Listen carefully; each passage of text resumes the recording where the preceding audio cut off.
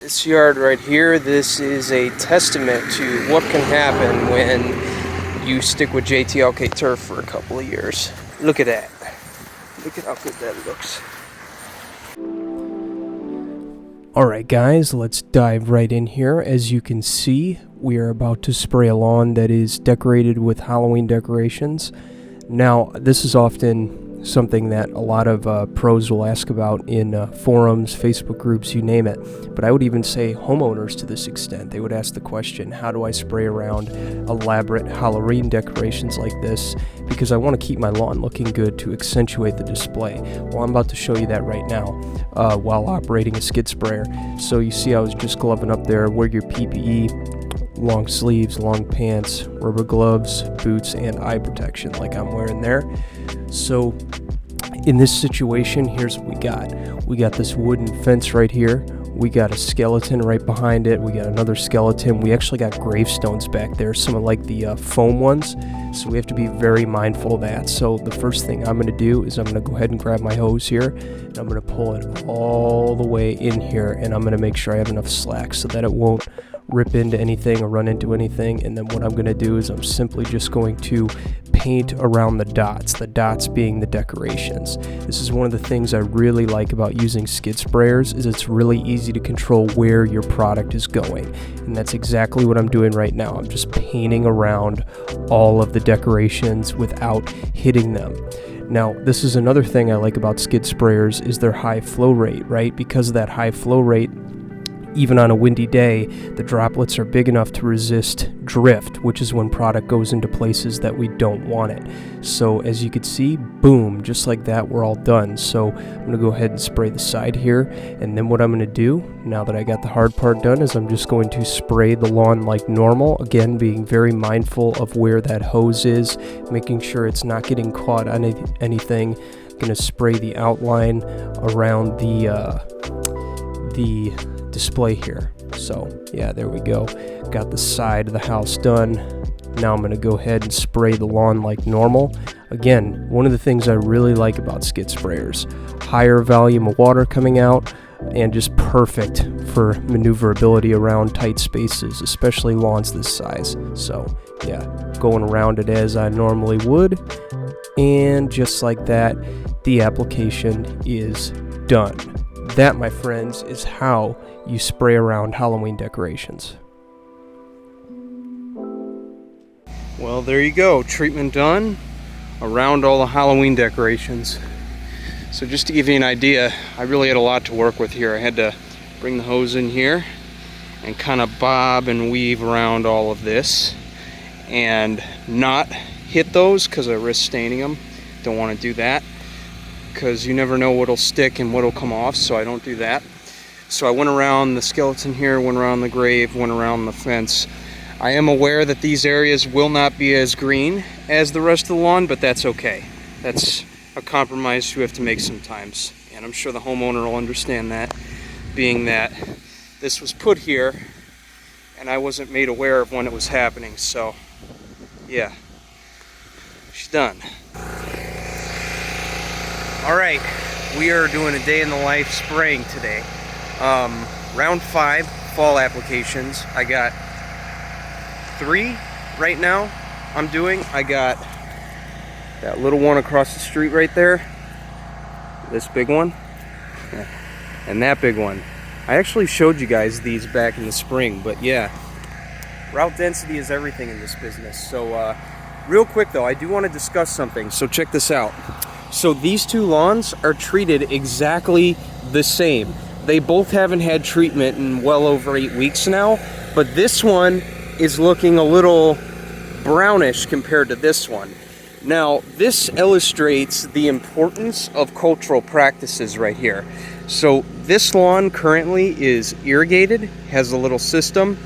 This one has a system as well, but because the system was either turned off for a little bit or turned off for the season, and we're in a little bit of a September drought right now, lacking a little bit of rain, you can definitely see the difference. I would even say cutting frequency and cutting height goes into this as well.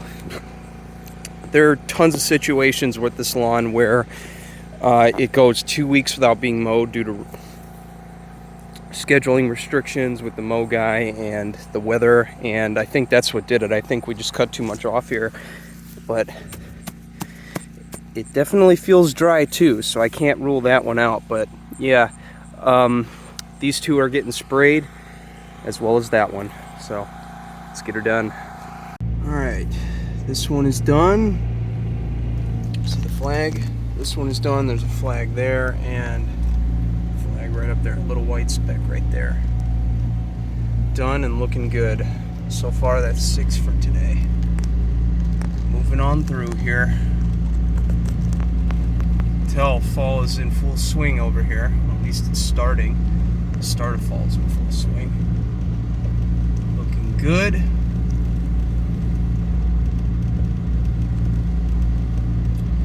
There's another one we take care of right there. Look at that color. We mow that one too, so that has a lot to do with the cultural practices there. There's another one. We did that one the other day.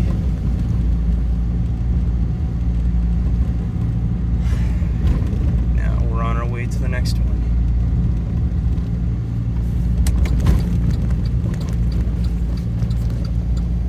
It's right here. I actually used to take care of this one. Took care of that one for 2 years straight. They were a full customer and they didn't want to do the package anymore, so they're not with me anymore. This one used to be mowing and fert, now it's just fert. This is the one I'm getting ready to do right now. I actually pull up over here. Route density, that's the name of the game, guys. It really is. Look, I got this one here. It only took me a minute. I got that one here, the 1-2 houses down, and the one with the red truck. You got that one right there. Route density. It's the name of the game, ladies and gents. Yep, just spraying away.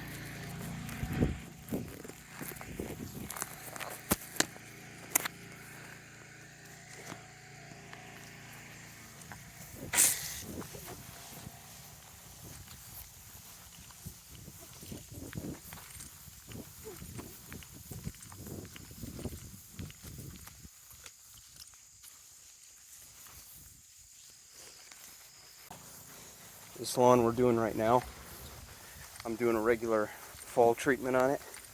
The one next door, we did an aeration overseed, so that one got an entirely different treatment. Now, this is a situation I run into quite a bit with my current setup because of its limitations, and that is the fact that sometimes I actually have to do revisits to the same street, because I have a 1500 truck, which means my capacity is very limited on what I can run when I have a full tank on there. So what I have to do is come back one day, do the aeration overseed, come back another, do the aeration overseed spray, and then my regular lawns I have on the street, I have to schedule those for a later date. So not only is it a pain adding more trips, but it also goes back to client perception. Hey, you're doing the lawn next door, but you're not doing mine.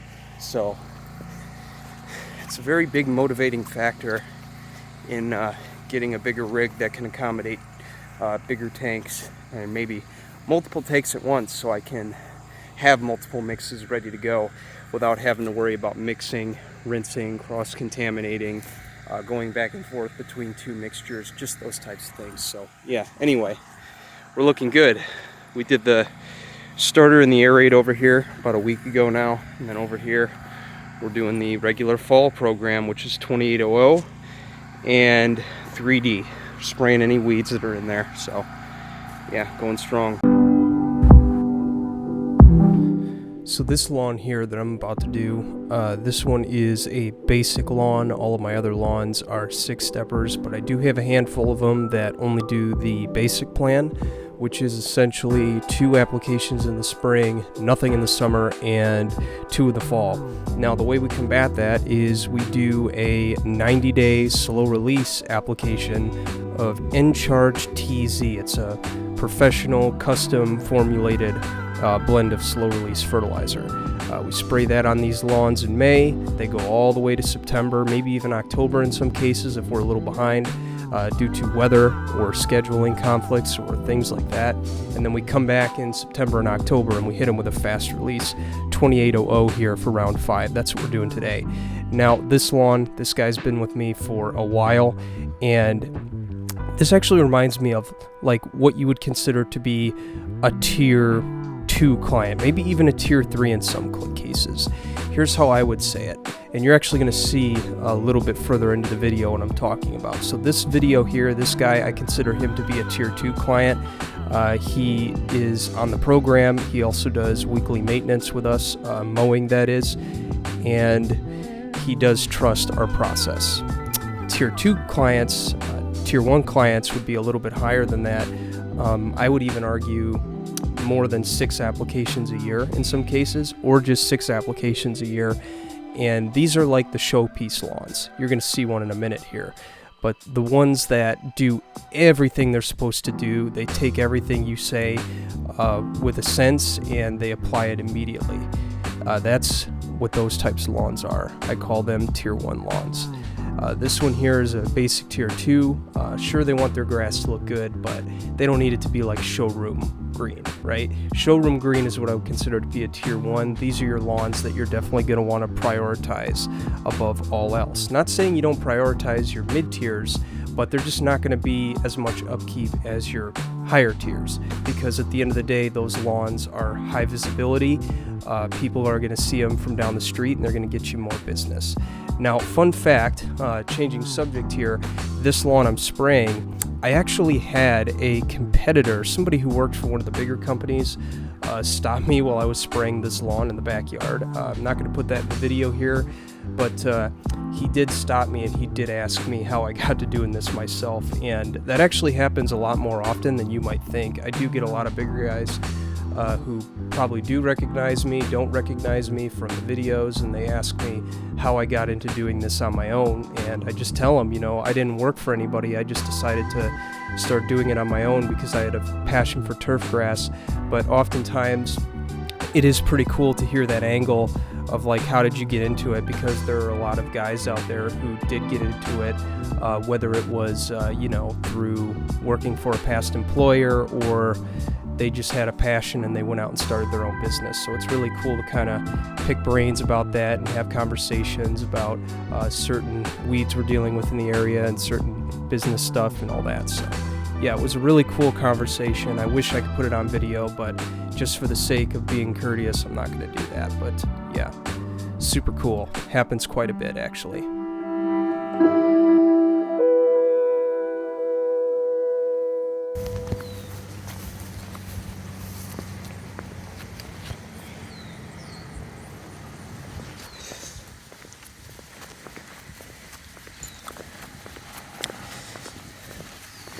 This yard right here, this is a testament to what can happen when you stick with JTLK turf for a couple of years.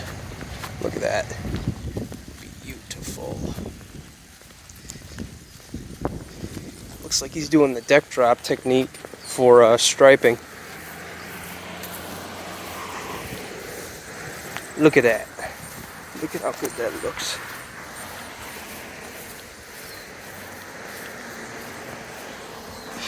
This is a JTLK lawn that we're about to fertilize. Let's go.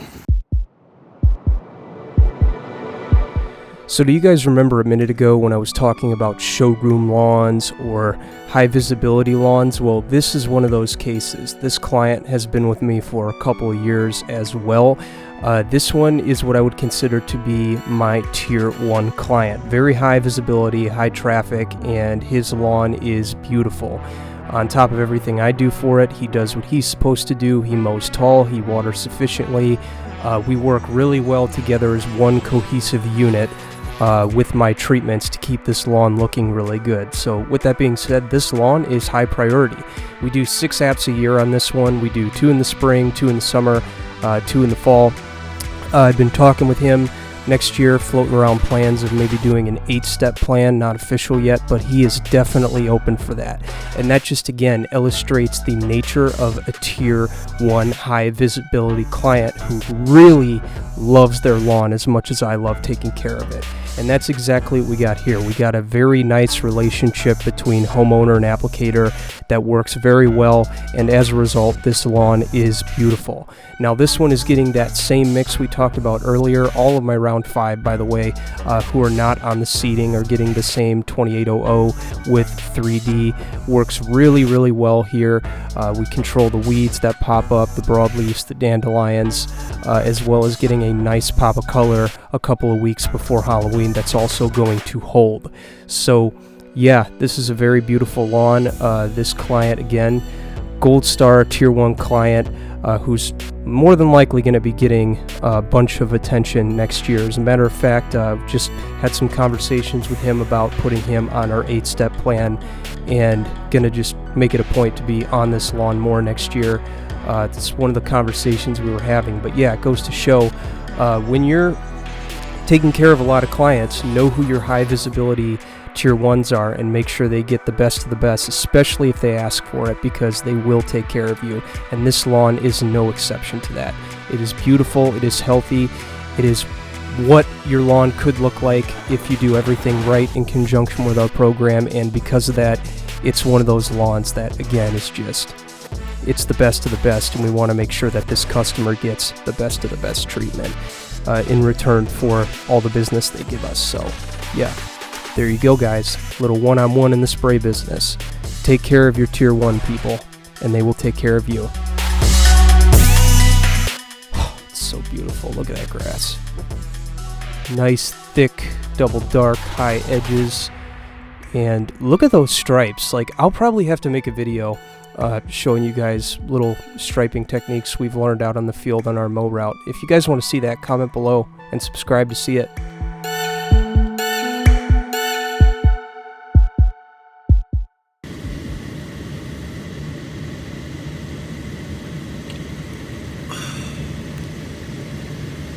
It does get hot sometimes while you're doing this. Even when it's like 60 degrees outside, it gets hot. But it's good kind of hot. Every day, without fail.